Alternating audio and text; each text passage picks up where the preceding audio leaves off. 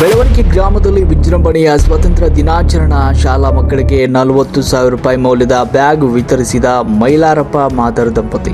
ರೋಣ ತಾಲೂಕಿನ ಬೆಳವಣಿಗೆ ಗ್ರಾಮದಲ್ಲಿ 80ನೇ ಸ್ವಾತಂತ್ರ್ಯೋತ್ಸವದ ಧ್ವಜಾರೋಹಣ ಕಾರ್ಯಕ್ರಮ ಅತ್ಯಂತ ವಿಜೃಂಭಣೆಯಿಂದ ನೆರವೇರಿತು.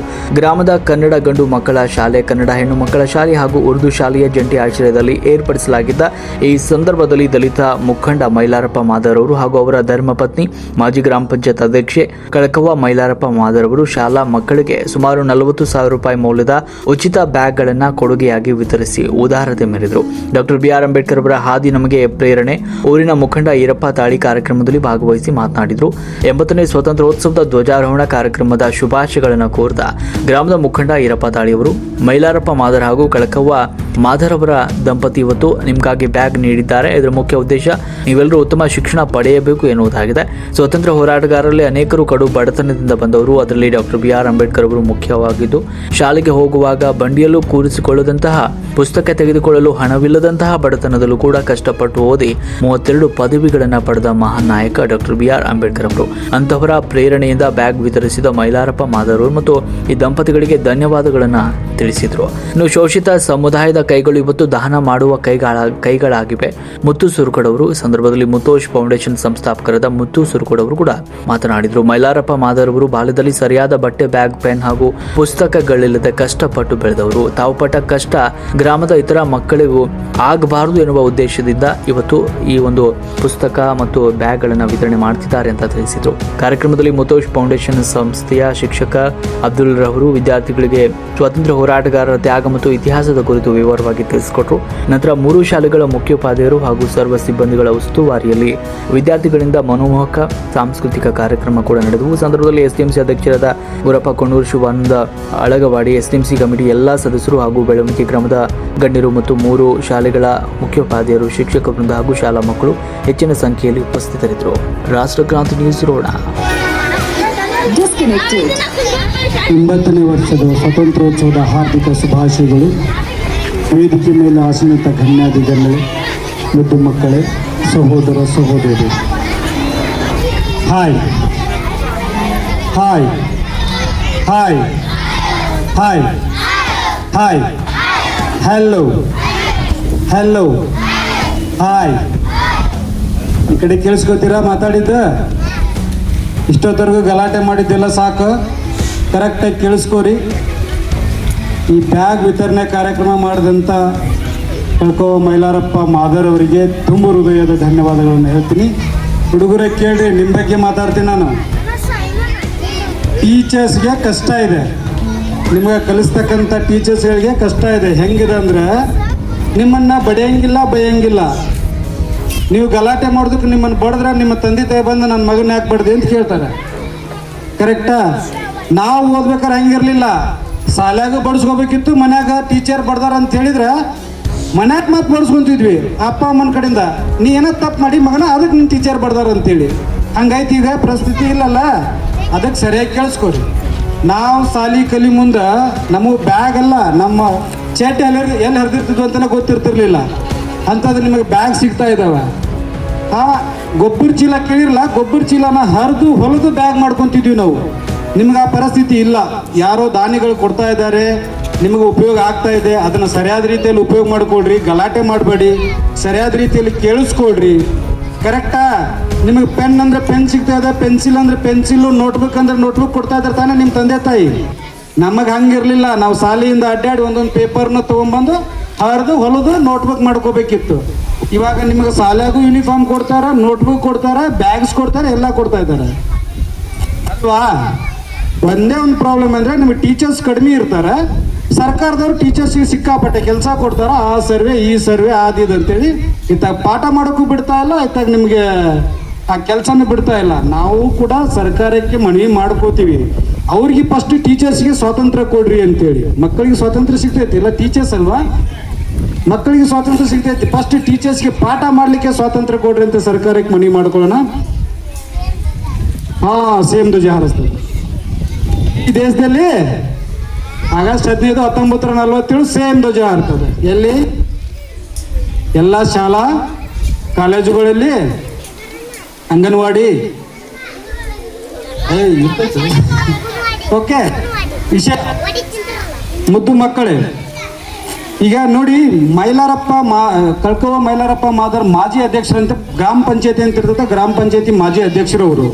ನಿಮಗೆ ಕೇಳ್ಕೊಳ್ಳೋದಷ್ಟೇ, ಅವರು ಯಾವ ರೀತಿ ಜನಪ್ರತಿನಿಧಿಯಾಗಿ ತಮ್ಮ ಅಧಿಕಾರ ಅವಧಿ ಮುಗಿದ ಮೇಲೂ ನಾನು ಸಮಾಜಕ್ಕೋಸ್ಕರ ಏನಾದರೂ ಮಾಡ್ಬೇಕಂತೇಳಿ ನಿಮಗೆಲ್ಲ ಬ್ಯಾಗ್ಗಳನ್ನ ವಿತರಣೆ ಮಾಡ್ತಾ ಇದ್ದಾರಲ್ಲ, ನೀವು ಮುಂದೆ ದೊಡ್ಡ ವ್ಯಕ್ತಿಗಳಾದ್ರೆ ತಹಸೀಲ್ದಾರ್, DC, ಪೊಲೀಸ್ ಡಿಪಾರ್ಟ್ಮೆಂಟ್ ಹೋದ್ರೆ ನೀವು ಕೂಡ ಸಮಾಜಕ್ಕೆ ಏನಾದರೂ ಕೊಡುಗೆಗಳನ್ನು ಕೊಡಬೇಕು. ಕೊಡ್ತೀರಲ್ಲ? ದೊಡ್ಡ ದೊಡ್ಡ ಅಧಿಕಾರಿಗಳಾದ್ಮೇಲೆ ಸಮಾಜಕ್ಕೆ ಕೊಡುಗೆ ಕೊಡ್ತೀರಾ? ಪ್ರತಿನಿಧಿ ಮಾಡ್ತೀರಾ? ಜನಪ್ರತಿನಿಧಿ ಆದ್ಮೇಲೆ ನೀವು ಸಮಾಜಕ್ಕೆ ಏನಾದರೂ ಕೊಡುಗೆ ಕೊಡ್ತೀರಾ? ಧನ್ಯವಾದಗಳು. ಮತ್ತು ಮೈಲಾರಪ್ಪ ಮಾದಾರ್ ಅವರು ಎಷ್ಟು ಕಡು ಬಡತನದಿಂದ ಮೇಲ್ ಬಂದಿದ್ದಾರಂತೆ ನಿಮಗೆ ಗೊತ್ತಿಲ್ಲ. ಮೈಲಾರಪ್ಪ ಮಾದಾರ್ ಅವರು ಮತ್ತು ಅವ್ರ ಮನೆಯವರು ಎಷ್ಟು ಕಡು ಬಡತನದಿಂದ ಮೇಲೆ ಬಂದಿದ್ದಾರೆ ನೋಡಿ. ಇವತ್ತಿನ ದಿನಮಾನದಲ್ಲಿ ನನಗೆ ತುಂಬಾ ಸಂತೋಷವಾಗುವ ವಿಷಯ ಏನಂದ್ರೆ, ಬೇಡುವ ಕೈಗಳು ನೀಡುತ್ತಿವೆ. ಕರೆಕ್ಟಾ? ಬೇಡುವ ಕೈಗಳು ನೀಡುತ್ತಿವೆ ಅಂದ್ರೆ ಮೈಲಾರಪ್ಪ ಮಾದಾರ್ ಅವರು ತಾವು ಸಣ್ಣವರಿದ್ದಾಗ ಬೇಡ್ಕೊಂಡು ತಗೊಂತಾ ಇದ್ರು, ನನಗೊಂದು ಬ್ಯಾಗ್ ಕೊಡಿಸಿ, ನನಗೊಂದು ನೋಟ್ಬುಕ್ ಕೊಡಿಸಿ, ನನಗೊಂದು ಪುಸ್ತಕ ಕೊಡಿಸಿ, ನನಗೊಂದು ಬಟ್ಟೆ ಕೊಡಿಸಿ ಅಂತೇಳಿ, ಅರ್ಬಿ ಕೊಡಿಸಿ ಅಂತ. ಇವತ್ತು ನೀಡ್ತಾ ಇದ್ದೇವೆ ಅಂದ್ರೆ ನೀಡುವ ಕೈಗಳಾಗಿದ್ದೇವೆ. ಇದೇ ರೀತಿ ಮುಂದಿನ ದಿನಮಾನಗಳಲ್ಲಿ ಇನ್ನೂ ಹೆಚ್ಚು ಹುದ್ದೆಗಳನ್ನು ಅವ್ರನ್ನ ಅಲಂಕರಿಸಲಿ, ಒಳ್ಳೆಯದಾಗಲಿ, ಅವರ ಕುಟುಂಬಕ್ಕೂ ಮತ್ತು ನಿಮಗೆಲ್ಲರೂ ಒಳ್ಳೆಯದಾಗಲಿ ಅಂತೇಳಿ ನನಗೆ ಮಾತಾಡ್ಲಿಕ್ಕೆ ಅವಕಾಶ ಕೊಟ್ಟವ್ರಿಗೆಲ್ಲರಿಗೂ ವಂದನೆಗಳು. ಜೈ ಹಿಂದ್, ಜೈ ಭಾರತ್. ಒಂದು ವಿದ್ಯಾರ್ಥಿಗಳಿಗೆ ಓದಕ್ಕೆ ಮನೆಯಿಂದ ಶಾಲೆಗೆ ಬರುವಂಥ, ಶಾಲೆಗೆ ಬಂದ ಮೇಲೆ ಓದ್ಕೊಂತ ಕುಂದಿರುವಾಗ ಬಾಬಾ ಸಾಹೇಬ್ ಅಂಬೇಡ್ಕರ್ ಅವರ ಮೂರ್ತಿ ಮತ್ತು ಬಸವ ಮತ್ತು ಬಸವ ಅಂಬೇಡ್ಕರ್ ಅವರೆಲ್ಲರನ್ನು ನೋಡಿ ಅಂಬೇಡ್ಕರ್ ಅವ್ರ ಫೋಟೋ ಹಾಕಿ ಮೈಲಾರಪ್ಪ ಅವರು ಹೆಣ್ಮಕ್ಳು ಯಾಕೆ ಕೊಡಿಸಿದ್ರುವಪ್ಪ ಅಂತಂದ್ರೆ, ಹುಡ್ರ ನಿಮ್ಗೆ ಹೇಳಕ್ಕೆ ಕುಂತಿದ್ರು, ಇವ್ರು ಎಲ್ಲರೂ ಹಿರಿಯರಿಗೆ ಗೊತ್ತೈತಿ, ನೀವು ನಿಮ್ಮ ಮುಂದೆ ಇರ್ತೈತೆ ದುಃಖ. ಯಾಕಪ್ಪ ಅಂತಂದ್ರೆ ಬಾಬಾ ಸಾಹೇಬ್ರ ಅಂಬೇಡ್ಕರ್ ಅವರು ಶಾಲೆ ಕಲಿಯೊಳಗೆ ಎಷ್ಟು ಕಷ್ಟ ಇತ್ತಪ್ಪ ಅಂತಂದ್ರೆ ಆ ಕಷ್ಟ ನಿಮಗಿಲ್ಲ. ಯಾಕಂದ್ರೆ ಇವತ್ತು ನಿಮ್ಮ ಮನೆ ಒಳಗೆ ಸೈಕಲ್ ಮೋಟ್ರ್ ಅದಾವು, ತಗೊಂಡು ಕಾರ್ ಗಾಡಿ ಆಗದಾವು, ತಗೊಂಡು ಎಲ್ಲರೂ ಹೋಗಿ ಶಾಲೆಗೆ ಬಿಟ್ಟು ಬರ್ತಾರೆ. ಅವತ್ತು ಪುಣ್ಯಾತ್ಮ ಬಾಬಾ ಸಾಹೇಬ್ ಅಂಬೇಡ್ಕರ್ ಶಾಲೆ ಕಲಿಯೋದ್ರೊಳಗೆ 1 ಕಿಲೋಮೀಟ್ರ್ ಗಟ್ಟಲೆ ನಡ್ಕೊತ ಹೋಗ್ಬೇಕಾಗಿತ್ತು. ಅಚಾನಕ್ ಯಾವ್ದಾರ ಜಟಕ ಬಂತಂತಂದ್ರೆ ಜಟಕದವ ಕಷ್ಟ ಬಿಟ್ಟು ಅವ ಮುಸ್ಲಿಮ್ಸ್ ಇದ್ದಾವ ಹತ್ತಿಸ್ಕೊಂಡು ಹೋಗ್ಯಾನಂತಂದ್ರೆ ಅದ್ರಾಗ ಬೇರೆದಾಗ ಕುಂತಿದ್ನಂದ್ರೆ ಬಾಬಾ ಸಾಹೇಬ್ ಅಂಬೇಡ್ಕರ್ ಅವ್ರನ್ನ ಆ ಜಟಕ ಬಿಟ್ಟು ಇಳಿಸಿದ ಉದಾಹರಣೆಗಳನ್ನು ರೆಕಾರ್ಡ್ ಅದಾವ ನಮ್ಮ ಹತ್ರ. ಯಾಕೆ ಹೇಳ್ತೀನಿ ಅಂತಂದ್ರೆ, ಈಗ ಬಾಬಾ ಸಾಹೇಬ್ ಅಂಬೇಡ್ಕರ್ ಅವ್ರ ಫೋಟೋ ಹಾಕಿ ಮೈಲಾರಪ್ಪ ಅವರು ಅವ್ರ ಹೆಣ್ಮಕ್ಳು ಅದನ್ನ ಯಾಕೆ ಕೊಟ್ರು ಅಂತಂದ್ರೆ, ಬಾಬಾ ಸಾಹೇಬ್ ಅಂಬೇಡ್ಕರ್ ಅವ್ರ ಶಾಲೆ ಕಲಿಯೊಳಗೆ ಎಷ್ಟು ಕಷ್ಟ ಇತ್ತು ಅಷ್ಟು ಕಷ್ಟ ನಿಮಗಿಲ್ಲ. ಆದ್ರೆ ಔರಂಗರ ಶಾಲೆ ಕಲೀಲಿ, ಕಡೆಗೆ ಅರ್ಧನರ ಕಲೀಲಿ, ಶಾಲೆನರ ಆಗಲಿ ಅನ್ನೋಂಥ ವಿಚಾರಕ್ಕೆ ಬಾಬಾ ಸಾಹೇಬ್ ಅಂಬೇಡ್ಕರ್ ಅವ್ರ ಫೋಟೋ ಹಾಕಿ ನಿಮ್ಗೆ ಬುಕ್ ಇಟ್ಕೊಂಡು ಮುಂದೆ ಶಾಲೆಗೆ ಕುಂತಾಗ ನಿಮ್ಮ ಮುಂದಿರ್ತೈತಿ ಪುಸ್ತಕ ಪಾಟಿಚೀಲ ಮುಂದಿರ್ತೈತೆ, ಹಿಂದಿರ್ತೈತಿ, ನಿಮ್ಗೆ ಮುಂದಿರ್ತೈತಿಲ್ಲ. ಅವಾಗ ನಿಮ್ಮ ಮುಂದೆ ಇಟ್ಕೊಂಡು ಕುಂತಾಗ ಯಾರು ಕಾಣ್ತಾರ? ಬಾಬಾ ಸಾಹೇಬ್ ಅಂಬೇಡ್ಕರ್ ಅವರು, ಬುದ್ಧ, ಬಸವಣ್ಣವರು. ಅವರು ಹುಟ್ಟಿದ ಇತಿಹಾಸನ ನೋಡಕ್ಕೆ ಕುಂತಾರೆ. ಮತ್ತೆ ಈಗ ಕಡೆ ಕೊಟ್ಟಾರ ಭಾಷಣ ಮಾತು ಇವ್ರು ಹೇಳಿ ಮಾತಾಡ್ಕೊಂಡು ಉತ್ತು ಮುಗಿಸಕಂತಾರಲ್ರಿ ಅನ್ನೋದಾದ್ರೆ, ಬಸವಣ್ಣವ್ರು ಏನು ಮಾಡಿದ್ರು ಈ ದೇಶಕ್ಕೆ, ಬುದ್ಧ ಏನು ಮಾಡಿದ, ಬಾಬಾ ಸಾಹೇಬ್ ಅಂಬೇಡ್ಕರ್ ಏನು ಮಾಡಿದ್ರು ಅನ್ನೋದ್ರ ಬಗ್ಗೆ ಈ ಸರಿಯಕ್ಕೆ ಅದನ್ನು ಇದನ್ನು ಕೊಟ್ಟಾರ ನಿಮಗೆ ಪಾರ್ಟಿ ಇದನ್ನು ಬ್ಯಾಗನ್ನು ಕೊಟ್ಟಾರ. ಮುಂದಿನ ಸರಿ ಕಾರ್ಯಕ್ರಮದೊಳಗೆ ಅವರು ಅಧ್ಯಕ್ಷರು ಕೊಡಿಸ್ಲಿಲ್ಲ ಅಂದ್ರೆ ಅವರು ಇತಿಹಾಸ ಬಾಬಾ ಸಾಹೇಬ್ ಅಂಬೇಡ್ಕರ್ ಅವರು ಏನು ಈ ದೇಶದ ಬಗ್ಗೆ ಏನು ದುಡಿದ್ರು, ಅವ್ರಿಗೆ ಯಾರ್ಯಾರು ಕಾಡಿದ್ರು, ಅವ್ರಿಗೆ ಎಷ್ಟು ಕಷ್ಟ ಇತ್ತು ಶಾಲೆ ಕಲಿಯೋದ್ರಾಗ, ನೀವು ಎಷ್ಟು ಖುಷಿ ಇದ್ದೀರಿ ಅನ್ನೋದ್ರ ಬಗ್ಗೆ ಪುಸ್ತಕ ಅದಾವು. ಅವು ಮುಂದಿನ ಕಾರ್ಯಕ್ರಮದೊಳಗೆ ನಿಮಗೆ ಪುಸ್ತಕ ಕೊಡ್ತೈತಿ. ಆ ಪುಸ್ತಕ ಓದ್ಬೇಕು. ಯಾಕಂದ್ರೆ ಈ ದೇಶ ಸ್ವತಂತ್ರ ಸಿಕ್ಕೈತೆ ಅಂತ ಹೇಳಿ ಇವತ್ತು ಸ್ವತಂತ್ರ ದಿನಾಚರಣೆ ಕಾರ್ಯಕ್ರಮ ಮಾಡ್ತೀವಿ. ಸ್ವತಂತ್ರ ಸಿಕ್ಕಿದ್ದು ಬೇರೆಯವರಿಗೆ, ನಮಗೆ ಇನ್ನೂ ಸಿಕ್ಕತ್ತೆ ಇಲ್ಲ ವ್ಯವಸ್ಥೆಗೆ. ಯಾಕಂದ್ರೆ ಇವತ್ತು ನೀವೆಲ್ಲರೂ ವಿದ್ಯಾವಂತರಾಗಿ, ನೀವು ಶಾಲೆಯರಾಗಿ, ಇವತ್ತು ಎಲ್ಲರೂ ನೀವು ಸಿದ್ಧವಂತರಾದಾಗ ನಮಗೆ ಸ್ವತಂತ್ರ ಸಿಕ್ಕೈತೆ ಅಂತ ತಿಳಿದಂಗೆ ಆಗುತ್ತೆ. ಅದಕ್ಕೆ ಆ ಬಾಬಾ ಸಾಹೇಬ್ ಅಂಬೇಡ್ಕರ್ ಅವರು ಈ ಸ್ವತಂತ್ರ ಬಗ್ಗೆ ಎಷ್ಟು ಹೋರಾಟ ಮಾಡಿದರು ಅನ್ನುವಂಥ ವಿಚಾರಕ್ಕೆ ಮೇಲೇರಪ್ಪರು ಅವರು ಹೆಣ್ಮಕ್ಳು ಅಧ್ಯಕ್ಷರಾಗಿದ್ದಕ್ಕೆ ಆ ಬಾಬಾ ಸಾಹೇಬ್ ಅಂಬೇಡ್ಕರ್ ಅವರ ಚರಿತ್ರೆಗಳನ್ನು ನೋಡಿ ನೀವು ಶಾಲೆ ಆಗಲಿ, ಅವರು ಎಷ್ಟು 3-4 ಡಿಗ್ರಿಗಳನ್ನು ಕಲ್ತಾರ, ನೀವು ಕಡೆಯಾಗ 2 ಡಿಗ್ರಿನ ಕಲಿತು ನಿಮ್ಮ ಮನೆ ವಿಚಾರ ಬಗ್ಗೆ ಆಗಲಿ, ಓಣಿ ಬಗ್ಗೆ ಆಗಲಿ, ಊರ ಬಗ್ಗೆ ಆಗಲಿ, ರಾಜ್ಯದ ಬಗ್ಗೆ ಆಗಲಿ, ದೇಶದ ಬಗ್ಗೆ ಆಗಲಿ ಚಿಂತನೆ ಮಾಡಲಿ ಅಂತ ಕಾಸ ಆ ಕುಟುಂಬದವರಿಗೆ ಮುಂದಿನ ದಿನಮಾನದಲ್ಲಿ ಹೆಚ್ಚು ವಿದ್ಯಾರ್ಥಿಗಳಿಗೆ ಆಸಕ್ತಿ ಕೊಟ್ಟು ಮತ್ತೆ ಕೊಡುವಂಥ ಶಕ್ತಿ ಆ ಭಗವಂತ ಕೊಡಲಿ ಅಂತ ಹೇಳಿ ಕಾಸ ನಾನು ಅವ್ರ ಜೊತೆಗೆ ಮುಂದಿನ ಸರಿ ಆ ಕೊಡುವಂಥ ಕಾರ್ಯಕ್ರಮಕ್ಕೆ ಮತ್ತೆ ಬಾಬಾ ಸಾಹೇಬ್ ಅಂಬೇಡ್ಕರ್ ಅವ್ರ ಚರಿತ್ರೆ ಬುಕ್ಗಳನ್ನು ಅವ್ರು ಪ್ರಿಂಟ್ ಮಾಡಕ್ಕೆ ಮೇಲೇರಪ್ಪನವ್ರು ಹಾಕಿದ್ರಂದ್ರೆ ಅದಕ್ಕೇನು ಅರ್ಥ ಖರ್ಚು ಕೂಡ ನಾನು ಕೊಡ್ತೀನಿ. ಇನ್ನು ಬಾಬಾ ಸಾಹೇಬ್ ಅಂಬೇಡ್ಕರ್ ಅವರು ಆ ಚರಿತ್ರೆಗಳನ್ನು ಬುಕ್ಕನ್ನು ಓದಿದ್ರೆ ಕುತ್ಕೊಂಡು ನೀವು ಓದಾಕ ಕುಂತಿರಿದ್ರೆ ಅಳಬೇಕು. ಯಾಕಂದ್ರೆ ಈಗ ನಗಾಕ್ ಕುಂತೀರಿ, ನೀವು ಮಾತಾಡೋದು ಕೇಳೋದು ನಿಮ್ಗೆ ಹಿಂದೆ ಎಷ್ಟು ಕಷ್ಟ ಇತ್ತು ಅನ್ನೋದ್ರ ಬಗ್ಗೆ ಅದಕ್ಕೆ ಮಾತಾಡೋದು ಬೇಡ. ಮುಂದಿನ ಸರಿ ಬುಕ್ ಬಿಡ್ತಾರ. ಈ ಕಾರ್ಯಕ್ರಮದಲ್ಲಿ ಬಾಬಾ ಸಾಹೇಬ್ ಅಂಬೇಡ್ಕರ್ ಅವರ ನೆನಪಿಗಾಗಿ ಮತ್ತು ಈ ಸ್ವತಂತ್ರ ದಿನಾಚರಣೆ ನೆನಪಿಗಾಗಿ ಆ ಬುಕ್ಕನ್ನು ಏನು ಪಾಠಚೀಲ ಕೊಟ್ಟಾರ, ಮುಂದಿನ ಸರಿ ಬುಕ್ ಕೊಡಾಕ ಅವ್ರಿಗೆ ದೇವರು ಅನುಕೂಲ ಮಾಡಲಿ ಅಂತ ಹೇಳ್ಕಾಸ ಇಲ್ಲಿ ಮಾತಾಡಕ್ಕೆ ಅವಕಾಶ ಕೊಟ್ಟದಂತ ಎಲ್ಲರಿಗೂ ವಂದಿಸಿ ನನ್ನ ಮಾತನ್ನು ಮುಗಿಸ್ತೀನಿ. ಜೈ ಹಿಂದ್, ಜೈ ಭಾರತ್. ನಾನು ಸ್ವತಂತ್ರ ದಿನಾಚರಣೆಯ ಶುಭಾಶಯವನ್ನು ಕೋರುತ್ತಾ ಎಲ್ಲ ಮುದ್ದು ಮಕ್ಕಳಿಗೂ ಇಲ್ಲಿ ಬಂದಂಥ ಅವ್ರ ಪಾಲಕರಿಗೂ ಎಲ್ಲರಿಗೂ ಈ ಸ್ವತಂತ್ರ ದಿನಾಚರಣೆಯ ಏನ್ರಿ ಶುಭಾಶಯನ್ನು ಕೋರುತ್ತಾ, ಏನು ನಮ್ಮ ಕಾಕಪ್ಪ ಮಾಧವರವರು ಅದೇ ರೀತಿ ಏನ್ರಿ ಅಧ್ಯಕ್ಷರಾದ ಇದೇನ್ರಿ ಕಾಕವ್ವ ಮೈಲಪ್ಪ ಮಾಧವರವರು ಏನು ಮಕ್ಕಳಿಗೆ ಏನು ಕೊಡುಗೆ ಕೊಟ್ಟಾರ ಪಾಠಶೀಲವನ್ನು. ಇದರ ಸಂರಕ್ಷಣೆ ಹೆಂಗಪ್ಪ ಅಂದ್ರೆ ಇದ್ರೊಳಗೇನು ಪುಸ್ತಕ ಇಟ್ಕೊಂಡು ನಾವೇನು ಓದ್ತೀವಿ ರೀ, ಅದನ್ನ ನಮ್ಮ ಜೀವನದಾಗ ಅಳವಡಿಸ್ಕೊಂತೀವಿ ಅಲ್ಲಿ. ಅವಾಗೇನಪ್ಪ ಅಂದ್ರೆ ಅವ್ರ ಪುಸ್ತಕ ಕೊಟ್ಟಿದ್ದಕ್ಕೂ ಸಾಕಾಗುತ್ತೆ ಅಂತ ನನ್ನ ಮಾತು ಹೇಳ್ತಾ ನನಗೇನು ವೇದಿಕೆಯಲ್ಲಿ 2 ಮಾತು ಹೇಳಕ್ಕೆ ಅನುಕೂಲ ಮಾಡಿಕೊಟ್ಟವ್ರಿಗೆ ನಾನು ಧನ್ಯವಾದ ಸಲ್ಲಿಸುತ್ತಾ ನನ್ನ ಮಾತು ಮುಗಿಸ್ತೀನಿ. ಆಸೀನರಾದಂಥ ಬೆಳವಣಿಗೆ ಗ್ರಾಮದ ಎಲ್ಲ ಗುರು ಹಿರಿಯರಲ್ಲಿ ಹಾಗೂ ಸರ್ಕಾರಿ ಪ್ರಾಥಮಿಕ ಶಾಲೆ ಹೆಣ್ಣು ಮಕ್ಕಳು ಮತ್ತು ಗಂಡು ಮಕ್ಕಳು, ಗುರುತು ಶಾಲೆ ಅಧ್ಯಕ್ಷರು ಹಾಗೂ ಅವರ ಪತಿಯವರು ಕೂಡಿ ಜಾಗಗಳ ವಿತರಣಾ ಕಾರ್ಯಕ್ರಮದ ಹಾಗೂ ವೇದಿಕೆ ಮೇಲೆ ಅವರಿವರೆನ್ನದೆ ಎಲ್ಲರಿಗೂ ಹಾಗೂ ಮುದ್ದು ವಿದ್ಯಾರ್ಥಿನಿಯರಿಗೆ 80ನೇ ಸ್ವತಂತ್ರ ದಿನಾಚರಣೆಯ ಆರ್ಥಿಕ ಶುಭಾಶಯಗಳು. ಆತ್ಮೀಯರೇ, ಇನ್ನೊಂದು 5 ನಿಮಿಷ ನಿಂತರೆ ನಿಮಗೆಲ್ಲ ಪ್ಯಾಕ್ ಕೊಡ್ತಾರೆ. ಆದರೆ ಇವತ್ತು ನೀವು ನಾ ಎಲ್ಲಿ ನಿಂತು ಮಾತಾಡಕುಂತೀನಿ, ನೀವು ಅಲ್ಲಿ ಕುಂತೀವಿ. ಬಟ್ ಇದು ಕುಂದಿರ್ಬೇಕಾದ್ರೆ ಇದರಿಂದ ಶ್ರಮ ಭಾಳ ಐತಿ. ಇದರ ಜೊತೆಗೆ ಕನ್ನಡ ಏಕೀಕರಣ ಚಳವಳಿ ನಡೀತೈತಿ. ಮಹಾನ್ ವ್ಯಕ್ತಿಗಳು ದೇಶಕ್ಕಾಗಿ ಸ್ವತಂತ್ರ ಪಡಿಬೇಕಾದ್ರೆ ತಮ್ಮ ತ್ಯಾಗವನ್ನು ಕೊಡ್ತಾರೆ. ಕ್ರಾಂತಿಕಾರಿಗಳನ್ನು ಕಾಣ್ತೀವಿ, ಮಂದಗಾಮಿಗಳನ್ನು ಕಾಣ್ತೀವಿ. ಕೆಲವೊಂದಿಷ್ಟು ಮಂದಿ ಕೈಯಲ್ಲಿ ಬಾಂಬುಗಳನ್ನು, ಗನ್ನುಗಳನ್ನು ನೇರವಾಗಿ ಬ್ರಿಟಿಷರಿಗೆ ಇಟ್ಟರೆ, ಇನ್ನೂ ಕೆಲವೊಂದಿಷ್ಟು ಮಂದಿ ದಾದಾಬಾಯಿ ನವರೋಜಿ ಅಂತವರು ಮಂದಗಾಮಿಗಳ ನಾಯಕರು ಬ್ರಿಟಿಷರಿಗೆ ಮನವಿ ಪತ್ರಗಳನ್ನು ಸಲ್ಲಿಸಿ ನಾನು ಸ್ವತಂತ್ರ ಪಡೆದಿನಿ ಅನ್ನುವಂಥ ಮಾರ್ಗದಲ್ಲಿ ಹೋಗ್ತಾರೆ. ನಮಗೆ ಬ್ರಿಟಿಷರ ಆಳ್ವಿಕೆಯಿಂದ ನಷ್ಟ ಏನಾಗಿಲ್ಲ, ಆದ್ರೆ ಬ್ರಿಟಿಷರ ಆಳ್ವಿಕೆಯಿಂದ ಸಮಾಜದ ಅನಿಷ್ಟ ಮೂಲಗಳು ತೊಳೆದೋಗ್ಯಾವು. ಆದ್ರೆ ಅವರನ್ನ ನಾವು ಕಿತ್ತೊಗಿಬೇಕಾದ್ರೆ ಸುಮಾರು 200 ವರ್ಷಗಳ ಕಾಲ ನಾವೇನಾಯ್ತು ಈ ಒಂದು ಸ್ವತಂತ್ರವನ್ನ ಕಾಣಿ.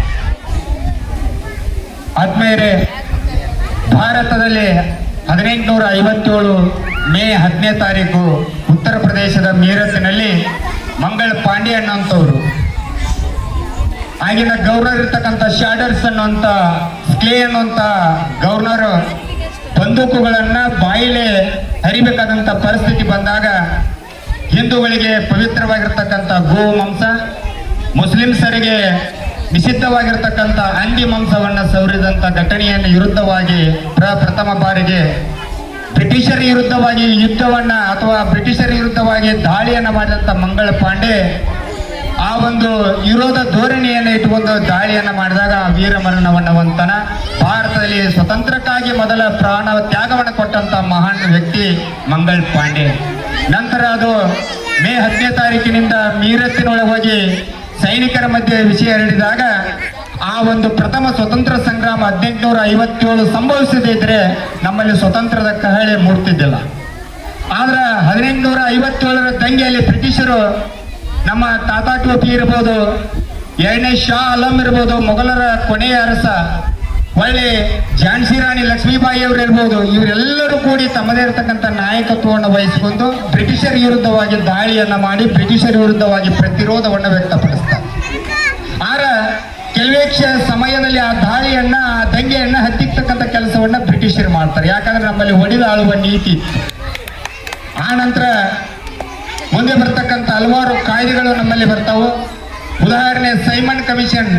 ನಮ್ಮ ಭಾರತೀಯ ಸ್ವತಂತ್ರ ಹೋರಾಟಗಾರರಲ್ಲಿ ಭಾರತದ ವಾಸ್ತವ ಸ್ಥಿತಿಯನ್ನ, ಭಾರತದ ಪರಿಸ್ಥಿತಿಯನ್ನು ಅಧ್ಯಯನ ಮಾಡಬೇಕಂದ್ರೆ ಭಾರತೀಯರಿಂದ ಮಾತ್ರ ಸಾಧ್ಯ ಅನ್ನುವಂತ ಒಂದು ಮನೋಭಾವನೆಯನ್ನು ರಾಷ್ಟ್ರೀಯವಾದಿಗಳು ಹೊಂದಿದ್ರು.